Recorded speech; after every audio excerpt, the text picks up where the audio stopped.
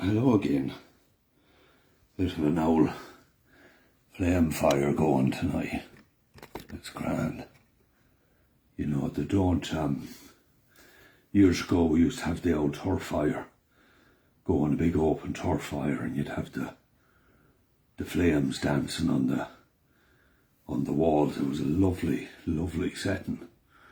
And in the dark, there were always old ghost stories they used to be telling, and I used to love them because they didn't particularly concern me too much, the old ghosts. I was more into the fairies. The fairies was below in the bog, and the ghosts was in all the old haunted places, you know. But there was one house, and a local farmer owned it, and he was a lifelong friend of my father's. Lord have mercy on the two of them. They went to school together. And Mick Nail was his name. Mick O'Neill, we used to call him Mick Nail. And just a great time for Mick. Mick had his own old way going on, but one day I said to him, Jesus, Mick, I said that he'd a house down on his land about 5 minutes walk from the cottage I grew up in. Used to call it Roaches. That would have been the name of the last people that lived in it. And it had been empty for years and years. And it was a perfect house, upstairs and downstairs.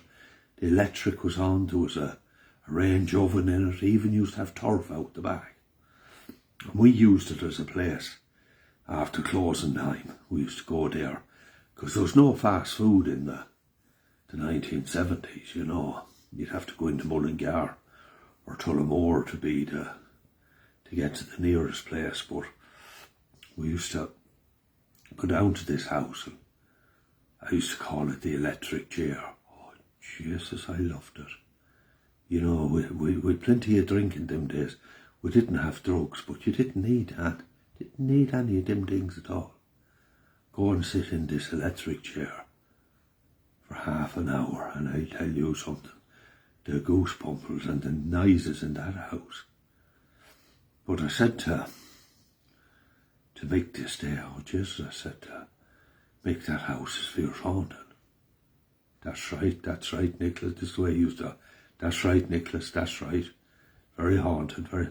I said, why do you not rent it out, me? Oh, because he said, I tried to. He said, nobody'd live in it. Too haunted, Nicholas, too haunted. So I used to keep going down there. He told me a lot of the noises I was hearing, that the last time he rented it out was to a group of lads that was working on farms locally. And he said not one of them would stay, all hardy men, he said, afraid of nothing. He said they run out of that place. He said there was a portrait picture on the wall upstairs of a nun, and nobody knew who this nun was, you know. Because he said every night after 12 o'clock, the nun would come down now with the portrait picture, and she'd go knocking on the lads' doors. Used to terrify them. Oh, they're running out of the house and everything. And just as I said, what kind of a nun was that? Well, he said, to make matters worse, he said, I got rid of the portrait. He says, but I couldn't get rid of her. She remained in the house, he said, so ended up, he said, I could get no one to stop it. That was grand anyway. And he said, that explains a lot of the noises. After midnight, he said, it's her walking around the house, an old nun. So I wasn't too bothered about an old nun, but the worst fright I ever got was, I was down there one night, and it was approaching 3 o'clock, between 2:30 and 3 o'clock, and I was sitting in the armchair. There was lovely warm heat coming off the range. And next thing, in through the door walks a black hen. I'll never forget it now. I could see the door of the range oven open, and with the flames that was coming, I could see this black hen. I was stuck to the armchair. cluck, cluck, cluck. Walked round the armchair 3 times and walked out to the door and let this ferocious, like a cockerel, crowed the very same as a cockerel, 3 o'clock in the morning. Oh, Jesus, man, I'll tell you, the hair was standing on the back of my head that night. And all couldn't have moved, even if I wanted to move, you know. Then off it went into the arm. Because anyway, a few days passed, and I met Mick, and I told him what happened. A hen crowing like a cock. What colour was the hen? I said, black. All black, yeah? I says, all black. Well, he says, do you know what that was? He said, that's a hen, he said. The crow's like a cockerel, he said. And it wasn't a crow at dawn, he said, to wake up mankind at the dark. He says, the black hen that crows like a cockerel is the one that alerts the spirit ghosts and the fairy in the area that mankind is about, that you were about. Oh, he said, you were lucky. You were lucky. He said, that's not a good thing to be close to. But the end of it happened one time. I was coming home late one night, and I'd been drinking all day, all that day. I think it was a Thursday night, late, about 1 o'clock in the morning. I was staggering down the Tor Boreal, and just I could get the smell of mate frying, sausages and rashers. Just the hunger on me, so I headed down. I knew some of the lads was below in the house. And 2 local lads now, 2 hardy bucks like these lads wouldn't be afraid of nothing. But as I was coming to the house, they ran out of the house and they were running up the gravel avenue out to the gate, and the 2 eyes was popping out their heads. Jesus, lads, I said, what's wrong? Oh, Jesus, don't go in there. Frying up a lock of sausages, and the sausages standing up on the road in the frying pan. There's something in there to turning them sausages for us. We don't, says I. Well, the hunger got the better of me, and the 2 boys ran off home, and straight down I goes and into the cottage, and all right enough, the sausages were still frying in the pan. Oh, and they were leaping up doing handstands.